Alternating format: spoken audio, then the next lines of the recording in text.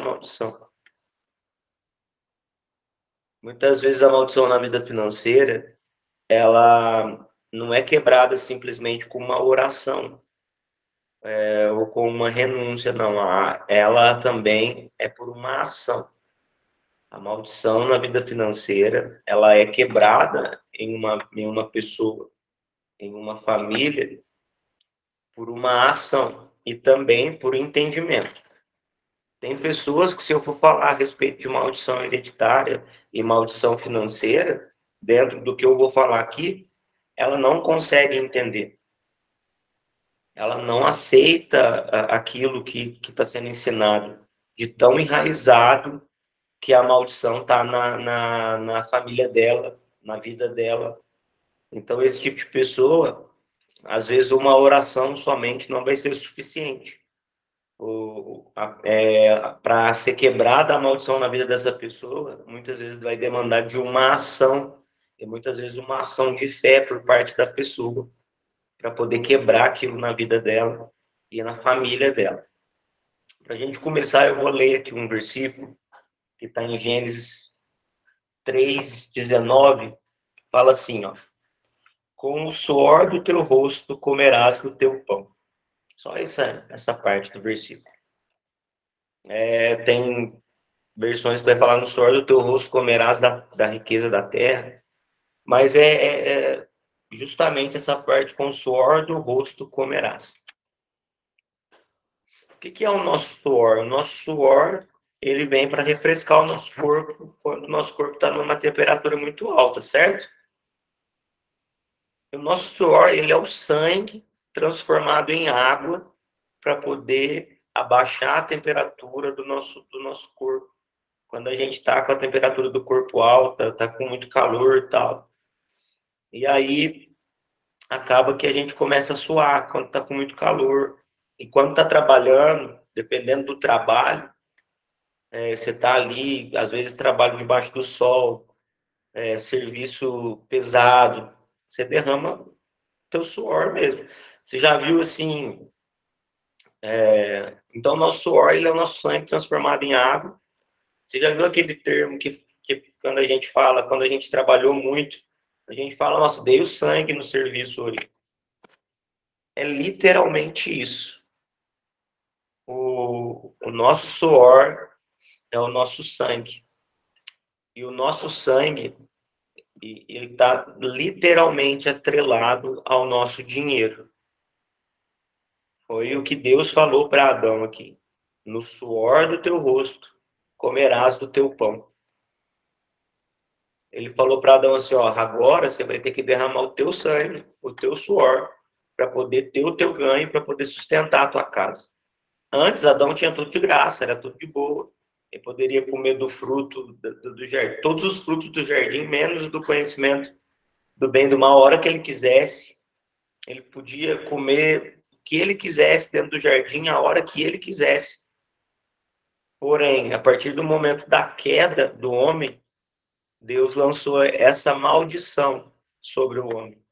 Do suor do teu rosto comerás do teu pão. Então, ali, Adão passou a começar a lavrar a terra, para poder plantar, para poder colher.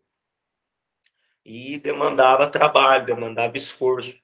Até hoje, todos os trabalhos, seja um trabalho atrás de uma mesa, ou seja um trabalho no sol, todo trabalho demanda esforço, todo trabalho demanda suor. Então, o nosso suor está literalmente atrelado ao nosso sangue e ao nosso dinheiro, porque o nosso dinheiro vem do nosso trabalho, certo? Seja qual for o ramo, se você é empresário, o teu dinheiro vem do teu trabalho. Entendendo isso, uma pergunta que eu quero fazer para você: aonde você tem colocado o teu sangue?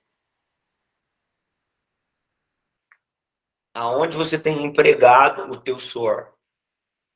Você trabalha o mês inteiro, você se dedica, você derrama o teu suor, recebe os seus ganhos, recebe o seu dinheiro, que representa o seu sangue. E aí, aonde você tem colocado o seu dinheiro, aonde você tem colocado o seu sangue? É justamente aqui que uma maldição começa. Ela tem situações que ela demanda da idolatria, porque tem pessoas que idolatram o dinheiro. Você vai ver isso no jovem rico, quando ele para Jesus no caminho, ele fala: Senhor, o que eu farei para herdar a salvação? Jesus diz para ele: ó, segue os mandamentos, cumpre os mandamentos. E aí ele diz para Jesus: pois bem, eu já faço tudo isso. Eu já cumpro os mandamentos, eu conheço a lei. E aí Jesus fala para ele: tá bom, então vende tudo o que você tem, pega o dinheiro e dá aos pobres. Ali, Jesus estava confrontando o ídolo do coração do jovem rico, que era o dinheiro. Quando Jesus confrontou o ídolo do coração daquele menino, daquele jovem rico, ele confrontou diretamente Mamon, que é o único demônio dentro da Bíblia, a única entidade dentro da Bíblia que a gente vai ver Jesus chamando de Senhor. Porque o versículo fala assim, ó, tá lá em Mateus 6:24, fala: não podereis servir a dois senhores, ou há de odiar um e amar o outro, ou odiar o outro e amar aquele. Então não podeis servir ao Senhor, a Deus e a Mamon, que é a única entidade dentro da Bíblia, o único espírito dentro da Bíblia que é chamado de Senhor, que é a representação do dinheiro. Tem algumas traduções que dizem que não poderei servir ao Senhor e às riquezas. Então, quando Jesus confrontou o jovem rico dentro desse assunto, disse para ele: vende tudo que você tem e dá aos pobres. Jesus estava falando para ele assim: você tem coragem de derrubar o ídolo que está no teu coração? E todo mundo conhece o texto: o jovem rico saiu triste, porque ele não queria abrir mão daquilo. Talvez o que Jesus tinha dito para ele era só para provar o coração dele. E se ele dissesse que sim, tudo bem, Jesus ia falar para ele: pronto, tua fé te salvou. Um exemplo. Porém, não, Jesus ali ensinou algo ainda a todos. Então, quando o lugar onde eu emprego o meu dinheiro, que é o meu sangue, que é o meu suor, é o que vai determinar como que a minha vida financeira vai ser. É lógico que eu estou falando aqui de várias situações, tá bom? A primeira delas, como que uma maldição financeira começa numa linhagem, numa família? Quando alguém lá de trás, os nossos antepassados, pega o sangue dele, o dinheiro dele, e emprega na jogatina, um exemplo. Isso era muito comum no passado, né? Cassinos, jogos de azar, e aí a pessoa vai e emprega o dinheiro dela dentro daquilo, dentro daquele campo. A família dele vai ter problema nas finanças para o resto da vida até que seja quebrada a maldição. Qual que é o problema de uma pessoa que põe seu dinheiro, que colocou o seu dinheiro em cassinos e em outras coisas lá no passado? A pessoa sempre vai vivendo uma oscilação financeira. Porque um dia ela vai estar lá em cima, nas finanças dela, super bem, super tranquilo. De repente, do nada, ela perde tudo que ela tem e se vê zerado. Quando vê, se recupera, está lá em cima. Por quê? O jogo faz isso. A pessoa emprega o dinheiro dela quando ela ganha, mas quando ela perde. Quando vê, ela ganha. Aí ganha de novo. Quando vê, perde tudo que tem. E isso reflete na família e na linhagem de uma pessoa, até que seja renunciado. Outra coisa, lembra que eu falei dos senhores de escravos? Todo o dinheiro que eles empregaram lá atrás na compra de escravos reverteu para eles em uma escravidão. Então, a família, geralmente os descendentes desses senhores de escravos, não são felizes na vida financeira. Ainda que eles tenham posses, ainda que eles tenham dinheiro, eles não são felizes, porque o dinheiro deles está atrelado a escravizar pessoas. E da maneira que era aqui no Brasil, que era muito muito terrível. Muitos escravos eram mortos. O sangue daquela pessoa era empregado na morte de outra. Então, geralmente, essas pessoas, as que fazem parte de uma família assim, geralmente elas podem ter todo tipo de riqueza, podem ser muito prósperas, mas elas não são felizes financeiramente. Vira e mexe, o dinheiro é mais problema de dor de cabeça para eles do que de alegria. Uma outra coisa também que atrai maldição na vida financeira é quando a pessoa emprega o dinheiro dela em drogas. Lá investe o dinheiro dela na compra de drogas ilícitas, em vícios. Isso também atrai uma maldição financeira, de oscilação na vida da pessoa. A pessoa nunca está bem financeiramente, porque ela tem empregado o sangue dela num lugar onde tudo é ilícito. E um dos piores, ao meu ver, é quando a pessoa emprega o dinheiro dela na prostituição, para poder se deitar com prostitutas. Isso tanto homem quanto mulher, e não só na prostituição sexual, né? Outros níveis de prostituição. Existem outros níveis de prostituição, pessoas que usam do dinheiro para subornar outras, usam do dinheiro para, vamos por eleições, por exemplo, usam do dinheiro para poder comprar votos. Tudo isso é o sangue da pessoa sendo entregue a Mamon. E isso retém para a família daquela pessoa maldições que, se não forem quebradas, a pessoa nunca será feliz nas finanças. Ela vai viver sendo roubada nas finanças. Isso é tão sério que uma vez a gente foi fazer renúncia com algumas pessoas com relação à vida financeira e a gente faz um ato profético. A gente pede para a pessoa pegar uma nota, colocar na palma da mão e orar a renúncia com aquela nota na palma da mão. A gente orou, quando a pessoa abriu a mão, o dinheiro tinha desaparecido. Por quê? Porque ela era constantemente roubada pelo demônio que atua por trás da maldição financeira, que é Mamon. Mamon vivia roubando aquela pessoa. A gente foi, orou de novo, e o dinheiro apareceu na mão dele de novo. Isso literalmente. Nos nossos olhos, a gente viu isso. Tem pessoas que são roubadas financeiramente na saúde. A pessoa vive doente, vive tendo que gastar com remédio, comprar remédio, vive tendo que empregar o sangue dela na compra de remédios para poder curar uma ferida que é financeira, que uma renúncia e uma oração de pedido de perdão por ter colocado dinheiro em lugares errados poderia resolver o problema de saúde daquela pessoa.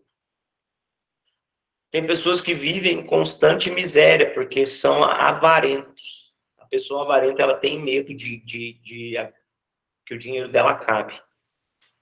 Geralmente essa pessoa é totalmente aprisionada nas suas finanças. Totalmente. É uma pessoa que não consegue ofertar, é uma pessoa que não consegue comprar nada para ela mesma, para a casa dela. É uma pessoa que não consegue investir em nada. E se você for visitar essa pessoa, e se você conhecer alguém assim, você vai notar que ela tem muito dinheiro, mas quando você vai na casa dela, um espírito de miséria habita aquele lugar. Um espírito de escassez habita, ainda que ela tenha muito dinheiro. Um espírito de miséria acompanha ela, porque ela é avarenta. Ela retém aquilo que ela poderia transbordar. Isso também é um sintoma de maldição que vem lá de trás. Geralmente os mais velhos, a minha bisavó era assim. Até que um dia ela ficou doente, teve Alzheimer, então aí ela já não retinha mais. Ela pegava e saía para a rua dando dinheiro para os outros na rua. Mas quando a gente ia na casa deles, miséria. A casa do meu pai, quando a gente vai, é uma casa de profunda miséria. Ainda que tenham dinheiro, que dê para morar em um lugar melhor, não. Eles preferem morar num lugar mais barato, mais em conta, e viver em constante miséria. Avareza. A família da minha esposa, o avô da minha esposa, Quando casou com a avó da Keila era muito rica. A família da avó da Keila tinha muitas posses, tem até hoje, terras e tal. Só que a avó da Keila morreu muito cedo, quando o pai da Keila tinha 8 anos, 9 anos, a avó dela morreu. O avô da Keila gastou todo o dinheiro, todos os bens que eles tinham, gastou com prostituição, com idolatria, com espiritismo, com macumbaria, gastou tudo. Resumindo, quando a gente vai lá na casa deles, lá em Machado, eles moram numa pequena chacrinha. Quando a gente entra no terreno, é muita miséria, é muita escassez, porque o sangue foi empregado no lugar errado. Entenda uma coisa, quando você faz a sua oferta, quando você faz os seus dízimos, quando você faz as suas primícias, você está dizendo, olha, eu entrego o meu dinheiro como o meu sangue aqui. Por isso que é uma oferta, que é um sacrifício, muitas vezes uma oferta. Você está literalmente entregando o seu sangue. Literalmente. Literalmente você está dando o seu suor na igreja, na vida de um pastor. E assim, é diferente o campo que você emprega o seu dinheiro. Quando você emprega o seu dinheiro dentro de um ponto de droga, você está colocando num lugar onde você vai atrair problemas para sua vida. Se você coloca em algum vício que você tenha, cigarro, vício de bebida, você está empregando seu dinheiro em algo que não vai trazer benefício para você, muito ao contrário, vai trazer miséria, vai trazer escassez, vai trazer dores, vai trazer problema, vai trazer oscilação financeira, você nunca vai conseguir estar bem financeiramente, você nunca vai conseguir abrir o seu próprio negócio, porque a tua vida financeira está travada, porque você empregou o seu dinheiro em algum lugar que não deveria ter empregado. Porém, o Senhor sempre nos dá a oportunidade de quebrarmos essas maldições.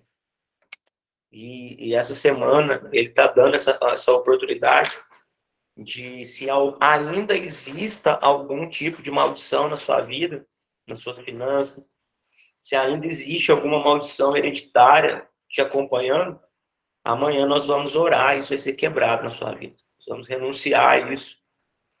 Todo tipo de maldição que ainda reflete na sua vida vai cair por terra. Porque a maior libertação, como eu disse lá no primeiro dia, ela não está em expulsar o demônio. Ela está em encontrar uma porta por onde o demônio entrou, mandar o demônio embora e fechar essa porta. E essas portas, geralmente, são maldições. A libertação também, ela, como eu disse, ela não é o expulsar demônio José, meu filho, expulsa. Porque está no nome de Jesus. A libertação verdadeira é o que Jesus disse: conhecereis a verdade, e a verdade vos libertará. O conhecimento da verdade traz libertação.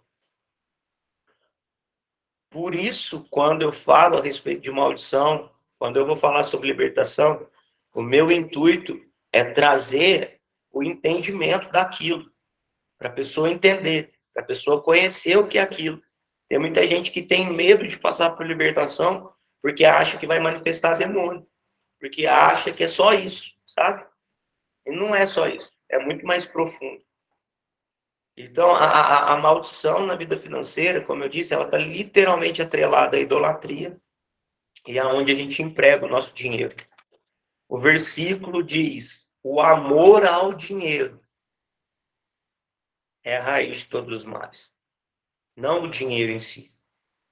Porque quem ama o dinheiro está amando Mamon. Só que Mamon, ele foi chamado para nos servir. Mamon tem que servir você, não ao contrário. Vai ser tão poderoso hoje que eu vejo Deus restituindo na vida de algumas pessoas aqui coisas que estavam travadas há anos. É como se eu visse Mamon se apresentando a você com uma bandeja e te devolvendo aquilo que ele roubou. É como se ele se apresentasse a você hoje, por você entender e te devolvesse o que ele pegou para ele. Literalmente restituindo aquilo que ele estava retendo. Porque isso é uma chave de libertação financeira. Mas lembra que eu disse que uma das chaves para uma libertação financeira não está só em uma oração, não está só numa renúncia, está numa ação. Então, se você não tem seus dízimos alinhados, a sua oferta alinhada, se você não tem as suas primícias alinhadas, alinhe isso. Coloque no seu coração em ser fiel nisso. Porque é uma ação que gera uma libertação. A ação de trazer os dízimos, a Bíblia é bem clara, a Bíblia vai dizer que quando nós trazemos nossos dízimos à oferta, o Senhor repreenderia o devorador. Então, existem libertações financeiras que é por uma ação. Você pode pedir para os pastores orar por você. Você pode fazer jejum. Você pode, sei lá, fazer voto de andar descalço, rapar a cabeça. Você pode fazer tudo isso, mas se você não tiver uma ação de ser fiel nos princípios, você ainda vai continuar com os problemas financeiros. Porque nós vamos orar, nós vamos renunciar, nós vamos quebrar as maldições. Porém, para que isso tudo surta efeito na sua vida, você precisa caminhar nos princípios. E a única maneira de quebrar uma maldição financeira é através do pedido de perdão pelos nossos antepassados, é renunciar às maldições, quebrar as maldições e ter uma ação de fé. E aí vai de cada pessoa. Se alinhar nos dízimos, nas premissas, nas ofertas, fazer uma oferta alçada, isso aí é de cada um. Porém, eu te garanto que se você se posicionar na quebra de maldição financeira, a tua vida, onde estava travada, vai prosperar. Você vai romper, você vai crescer financeiramente, você vai poder ver os milagres do Senhor na sua vida. Às vezes, tudo que impede um milagre financeiro é um posicionamento. E talvez esse posicionamento seja só uma renúncia, entende? Talvez você já seja fiel nos dízimos, nas primícias, nas ofertas, mas talvez tudo que você precisa é fazer uma renúncia, renunciando a todos os lugares onde você colocou o teu sangue. Seja num centro espírita, seja numa igreja católica, seja num terreiro, talvez você deu seu dinheiro, você dizimou na vida de um mendigo, porque tem disso, né? Não sei se vocês já viram, mas eu já vi pessoas dizendo, não, eu não vou dizimar na igreja esse mês, não. Eu vou dizimar no mendigo que está precisando mais. Uma coisa que a gente precisa entender a respeito de dízimo, que dízimo se trata de conexão.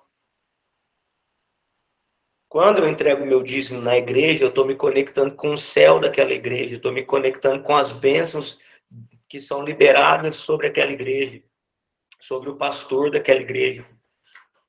Quando eu entrego meu dízimo na mão de um mendigo, eu estou me conectando com a miséria que aquele mendigo carrega. E aí a minha vida vai ser de miséria, de escassez. E já teve pessoas que a gente teve que orar, da pessoa renunciar, pedir perdão para Deus por ter dado o dízimo dela na mão de um mendigo. Porque a vida dela estava toda travada. A vida dela estava toda escassa. Entenda, você pode ofertar para baixo na vida de um mendigo. Não tem problema. Agora, dízimo é muito delicado. Dízimo é na sua igreja local. Ou na vida do seu pastor. Se você entrega o seu dízimo de qualquer jeito, se você dá o seu dízimo para qualquer um, você está atraindo portas fechadas para a tua cabeça. Agora, quando você é fiel nos seus dízimos, no lugar onde Deus te plantou, o céu daquela igreja vai ter livre acesso para você. Amém? Amanhã a gente vai estar orando. Então, amanhã eu vou falar um pouco sobre a renúncia, sobre os efeitos da renúncia, sobre pedindo perdão pelos pecados dos nossos antepassados. E aí nós vamos ter um momento de oração, de renúncia.